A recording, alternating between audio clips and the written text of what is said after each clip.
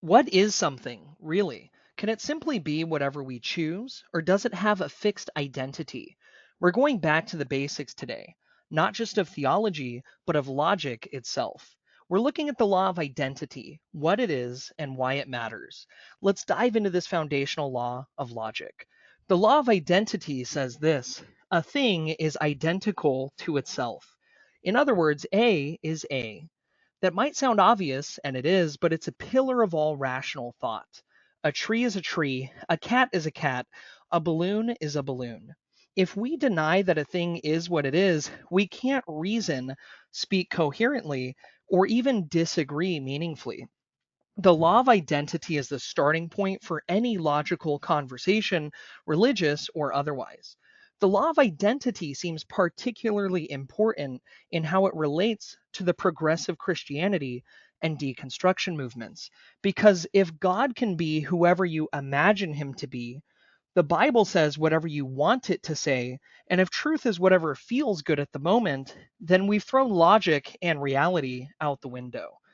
But here's good news: Christianity doesn't fear logic, it welcomes it. Because the same God who said, "Come, let us reason together," is the one who anchors reason itself. And this isn't just about abstract logic, it gets deeply personal. If the law of identity says A is A, then you are you. According to the Bible, you were created with purpose, meaning, and value, not randomly, but intentionally in the image of God. The Bible doesn't just tell us who we are, it tells us who God is. But there's also a problem. If God is perfectly holy, then his identity cannot mix with sin. Just as A is A, God is God, and he cannot become less than holy to accommodate our rebellion. And that's why it matters that we believe we were created in God's image, because if we're just the result of blind evolution or random chance, then there's no fixed you to begin with.